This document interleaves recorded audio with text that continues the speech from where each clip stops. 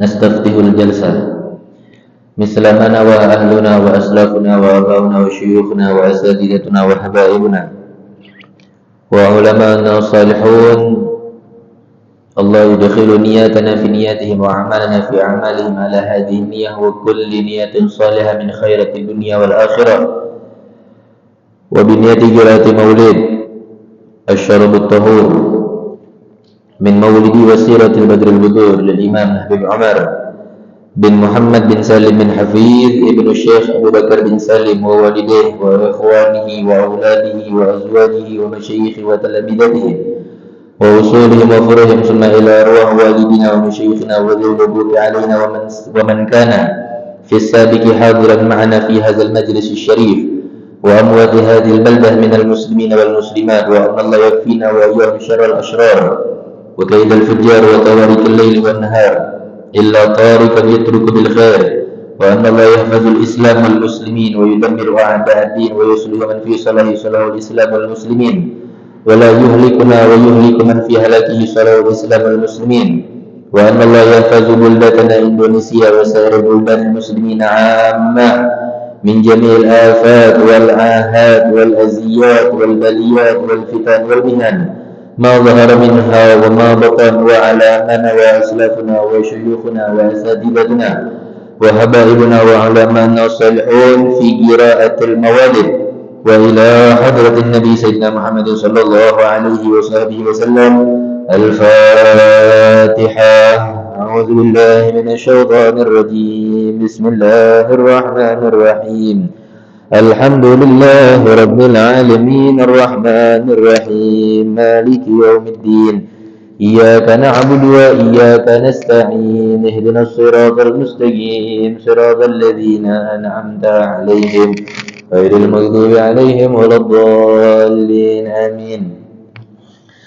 يا ربي صل على محمد يا ربي صل عليه وسلم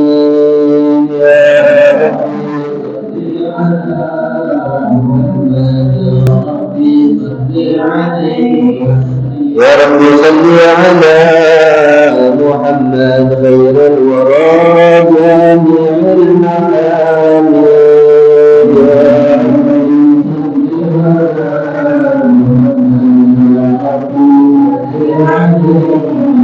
يا رب صل على محمد الدهر سيدي كل سامي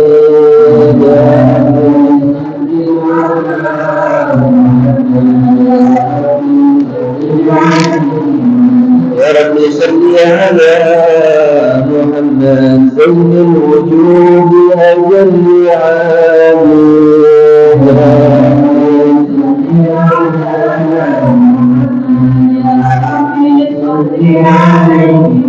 يا رب صل على محمد وامنح وصفينا المبارك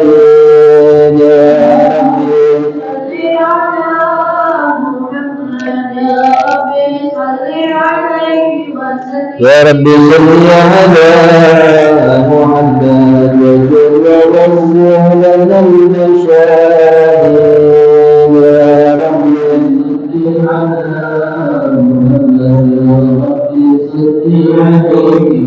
يا رب صل على محمد وآتنا السهل والنجاة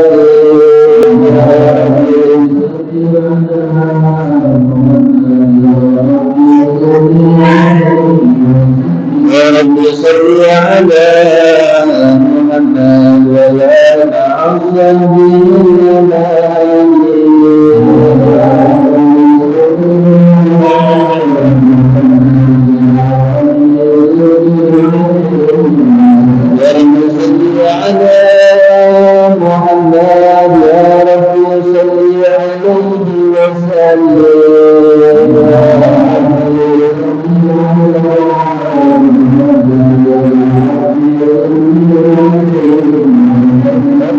اللهم صل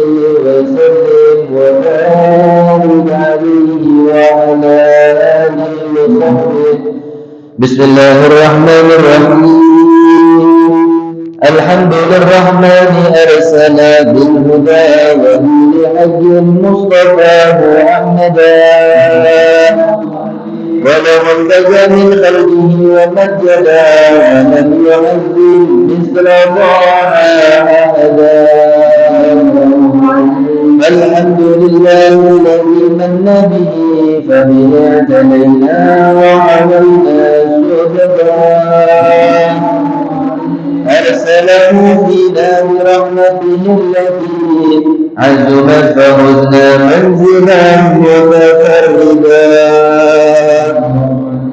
اختاره الفرد المعظم شأنه وهو الشفيع الأعظم والأسنى مداه وله والحمد تحت ظلاله رسل الإله وكل من قد وهداه ومجاعه المحمود وهو محمد فالحمد للرحمن داما سرمدا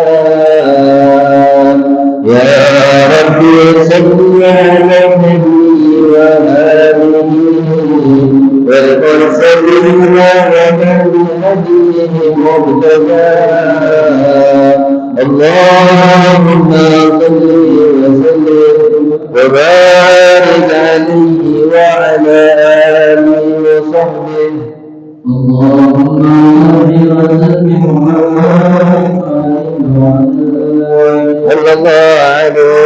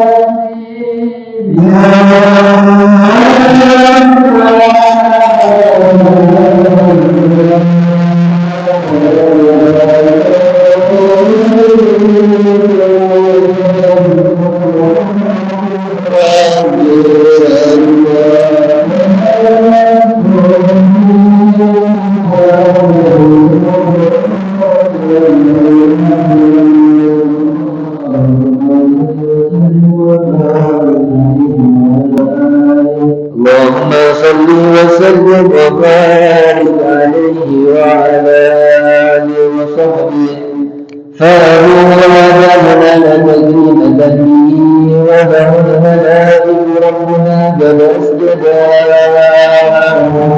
وكذلك الأبشر اسم محمد مع الإله فما رتبته أحمدا وإذ دعا متوسلا فأجابه بالولاة الأزداد بالألوان دعا ولم يزل متنبلا في الأولادنا وكلهم لله جل وعلا والله يبلغه بعين عناية حتى بلغه عنه الابتداء عبد الإله فعمل آمنة بالمصطفى فكان فهرا أمجدا ولم تجد سكنا ولا ألما ولم شاهدت آيات اسمه سجدا حلت العروض وضجت الأبلاد عند الوجع بالتسبيح كالغاب أحمدا والحمد لله لا إله إلا الله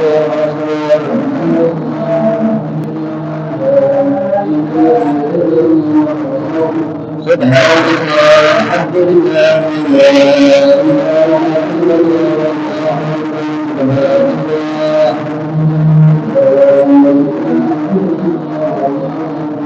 حول ولا قوة إلا بالله العلي العظيم في كل لحظة أبدا عدد خلقه ورضا نفسه وزنة عرشه ومداد كلماته في ليلة الاثنين عام الفيل شهر ربيع الأبرار الشمس الهدى فبدا جميع السر مكحولا ومبدونا بديا للمؤمنين ساجدا صلى الله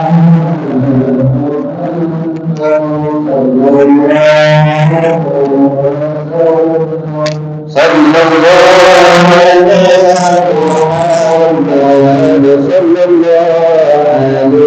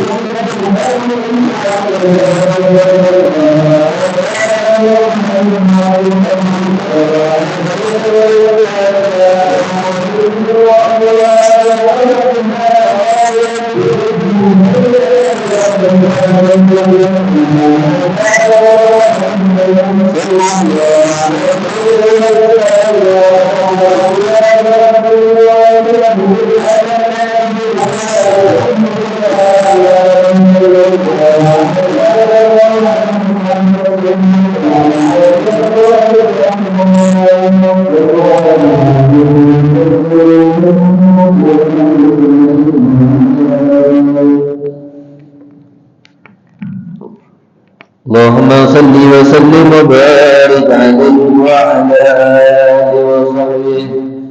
بسم الله الرحمن الرحيم. الحمد لله رب العالمين. اللهم صل وسلم على سيدنا محمد في الأولين، وصل وسلم على سيدنا محمد في الآخرين.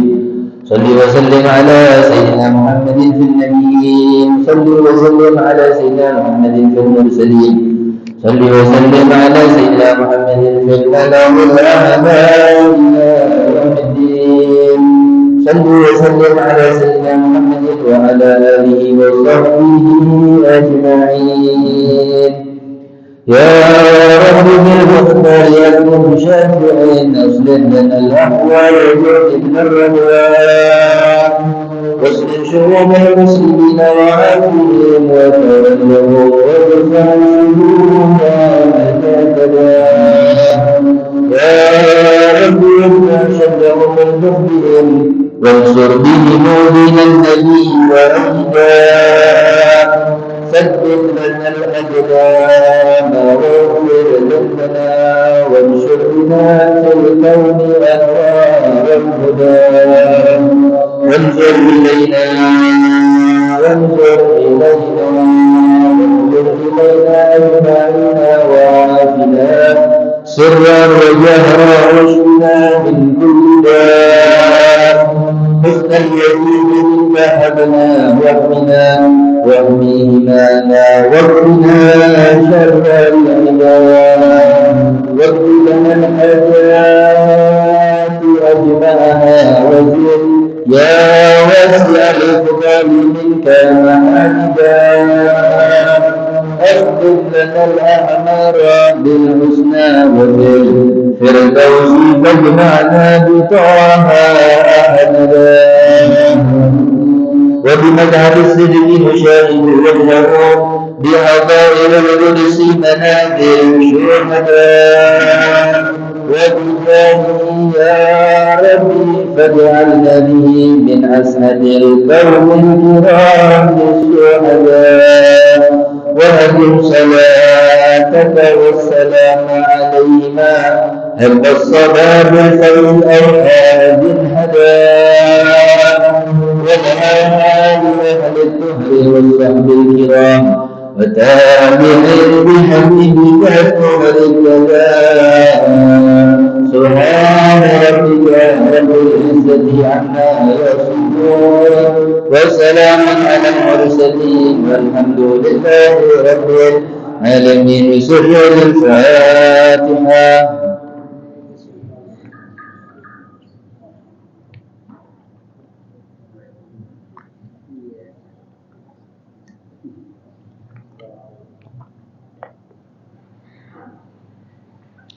Assalamualaikum warahmatullahi wabarakatuh. Alhamdulillah rabbil alamin. Allahumma salli wa sallim ala sayyidina Muhammadin asyrafil anbiya wal mursalin sayyidina maulana Muhammadin wa ala alihi wa sahbihi ajma'in. ولا حول ولا قوة إلا بالله العلي العظيم. رب اشرح لي صدري ويسر لي أمري واحلل عقدة من لساني يفقه قولي وسدد لساني واهد قلبي بحق نبيك سيدنا محمد صلى الله عليه وصحبه وسلم. نوينا الاجتماع والانتفاع كما انتفع أهلنا. أما بعد. Segala puji bagi Allah Subhanahu wa taala yang masih memberikan kita umur yang panjang dalam keadaan sehat walafiat, sehingga masih diizinkan oleh Allah Subhanahu wa taala lisan kita untuk memuji Allah, bersalawat kepada baginda Nabi besar Muhammad sallallahu alaihi wasallam yang alhamdulillah dari tadi sore Allah Subhanahu wa taala turunkan cucuran hujan rahmat yang diturunkan dari langitnya Allah Subhanahu wa taala. Mudah-mudahan menjadi alamat gugulnya apa yang kita lakukan ibadah pada malam hari ini, khususnya membaca daripada maulid baginda Nabi besar Muhammad sallallahu alaihi wasallam di setiap awal bulan Masehinya. Mudah-mudahan berkat dari pembacaan maulid asyarabut tahur min maulidi wasiratul badrul wudur, seluruh dosa-dosa kita diampunkan oleh Allah Subhanahu wa taala. Yang sakit di antara kita maupun yang sakit di antara keluarga kita diberikan kesembuhan oleh Allah Subhanahu wa taala, serta nanti di akhir hayat diwafatkan dalam keadaan husnul khatimah dan dikumpulkan di dalam syurga bersama dengan baginda Nabi besar Muhammad sallallahu alaihi wasallam. Amin ya rabbal alamin. Ma'asyiral hadirin yang dimuliakan oleh Allah Subhanahu wa taala, kembali kita menyambung daripada kisah Sayyidina Umar bin Khattab radhiyallahu anhuma. Kemarin terakhir kita membahas tuntas tentang Sayyidina Abu Bakar As-Siddiq radhiyallahu anhu, dan dilanjutkan dengan kisahnya Sayyidina Umar bin Khattab yang belum selesai, dan sempat kita membahas beberapa sahabat-sahabat yang lain di awal bulan-bulan yang lalu.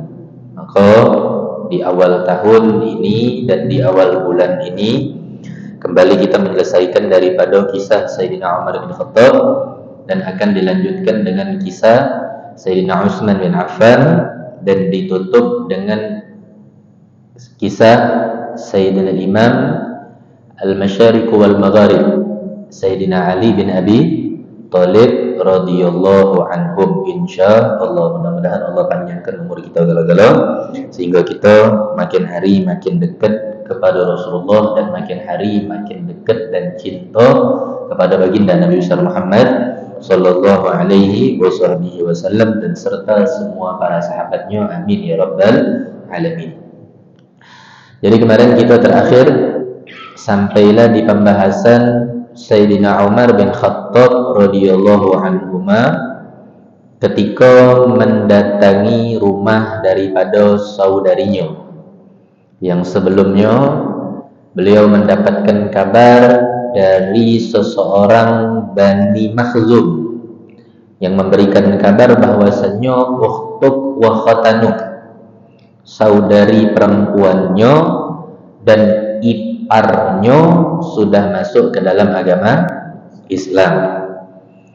Dan di rumah tersebut ada seorang yang menyampaikan dakwah, kalau gitu sekarang ustaz, yang pada saat itu mendakwahi daripada saudarinya Sayyidina Umar dan iparnya Sayyidina Umar yang bernama Khabbab bin Al-Arad, yang pada saat itu sedang membacakan surah Toha. kepada dua orang tersebut. Ketika sampai di depan rumah saudarinya Sayyidina Umar, maka Sayyidina Umar mendengar kalimat ucapan yang disampaikan oleh Khabbab bin Al-Arad.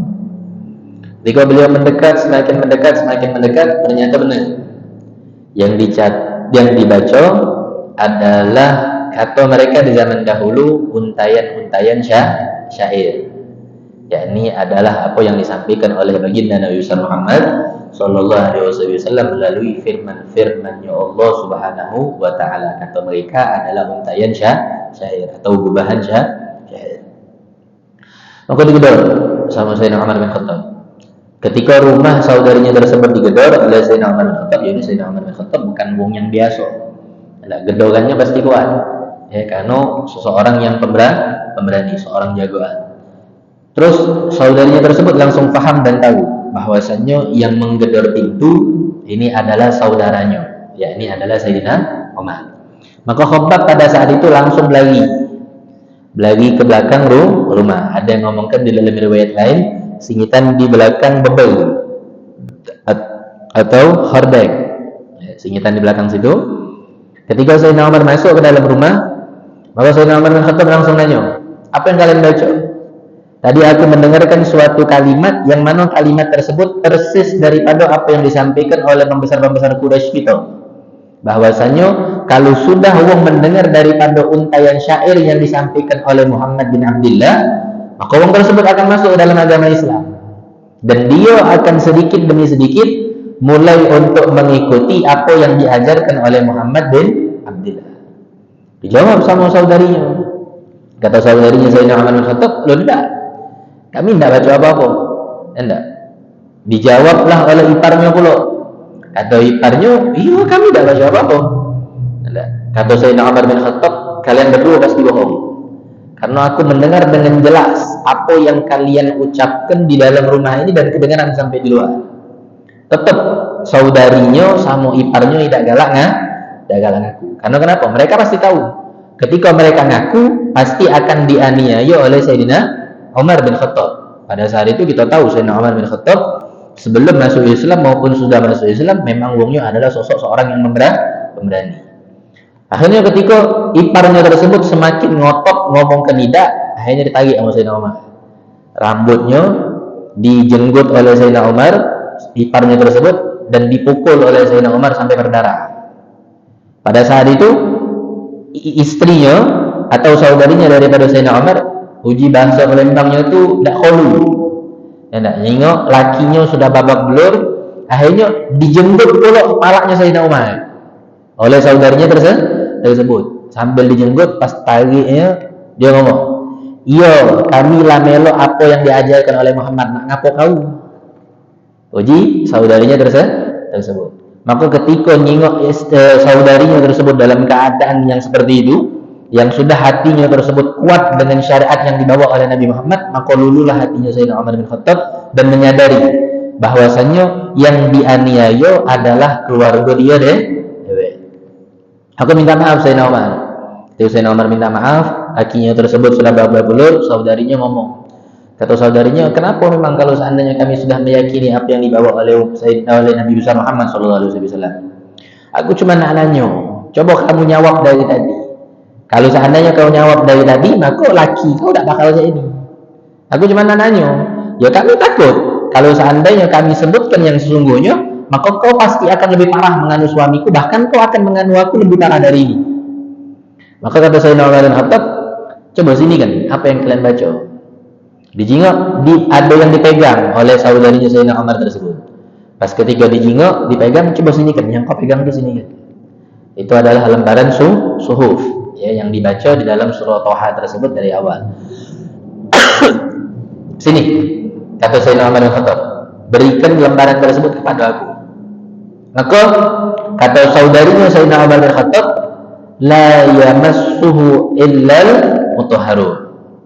Tidak ada yang boleh megang ini kecuali seseorang yang dalam keadaan suci. Ya, megang Quran. Ya, walaupun selembar Al-Quran tidak boleh dalam keadaan yang tidak pakai wudu. Megang sampul Al-Quran dalam keadaan yang wudu lagi haram. Ya, tidak boleh. Karena ayat-ayat yang terdapat di dalam gubahan-gubahan ayat firman Allah Subhanahu wa taala yang sudah digabungkan oleh Sayyidina Umar dalam Al-Qur'an itu adalah firman-firman Allah Subhanahu wa taala yang memang firman ucapan yang paling suci di atas dunia. Sehingga kata Sayyidina Umar bin Khattab, lantas harus apa yang aku lakukan? Kata saudarinya tersebut, kau ini dalam keadaan najis. Maksud saudarinya tersebut seseorang yang tidak memeluk agama Islam dalam keadaan jasadnya tersebut kok kotor. Maka kata Sayyidina Umar, apa yang harus aku lakukan?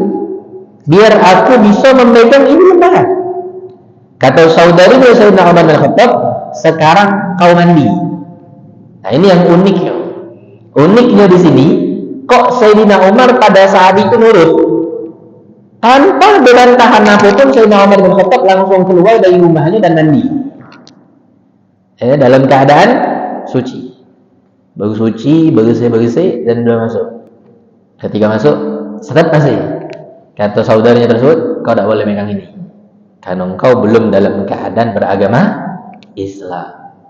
Terus apa lagi yang harus aku lakukan? Kau temui Nabi Muhammad SAW. Dan yang kedua kalinya pun yang unik, kok Sayyidina Umar nurut? Balik-balik ini adalah hidayah jalannya Allah Subhanahu wa taala. Melalui siapa?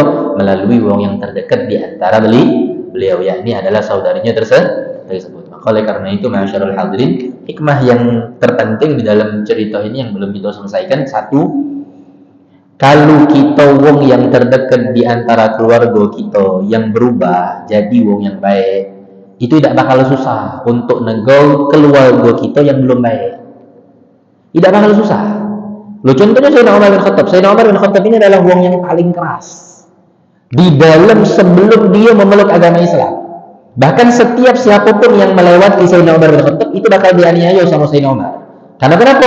Dia sudah mengetahui bahwasanya dia sudah meyakini Nabi besar Muhammad dan mengikuti apa yang diajarkan oleh Nabi besar Muhammad sallallahu alaihi wasallam.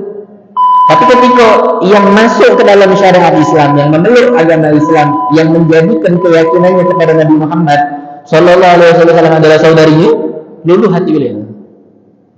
Dalam keadaan yang tidak berdaya sama sekali. Nah, jadi jangan tuntut wong untuk berubah kalau kita belum jadi wong yang berubah. Jangan tuntut wong menjadi baik sebelum terlebih dahulu kita duluan yang jadi baik.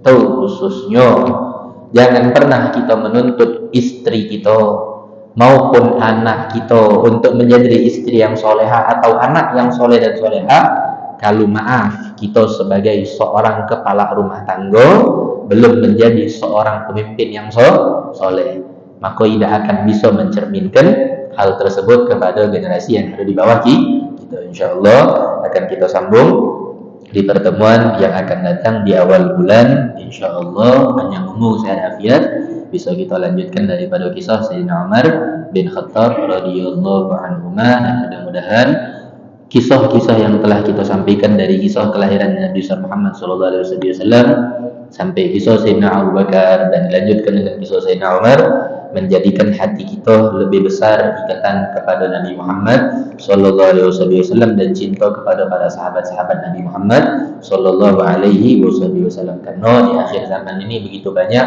wong yang membenci sahabat Nabi, wong yang tidak demen dengan sahabat Nabi, wabil khusus kepada 4 ikut sahabat yang menjadi khulafaur rasyidin, sehingga memang menjadi sebagai daya tarik buat anak untuk membahas daripada para sahabat-sahabat Nabi besar Muhammad sallallahu alaihi wasallam, karena kita harus memberikan fakta yang sesungguhnya sesuai dalam keadaan syariat Islam. Mudah-mudahan Allah panjangkan umur kita gara-gara Allah berikan kita sehat afiat dalam keadaan taat kepada Allah Subhanahu wa taala, dan tidaklah kita keluar dari masjid dan majelis ta'lim yang penuh dengan keberkahan ini kecuali seluruh dosa-dosa kita diampunkan oleh Allah Subhanahu wa taala, hajat-hajat kita dikabulkan oleh Allah, yang sakit di antara kita maupun yang sakit di antara keluarga kita diberikan kesembuhan oleh Allah, seluruh permasalahan hidup yang sedang kita hadapi diberikan jalan keluar oleh Allah Subhanahu wa taala, dan kita mohon kepada Allah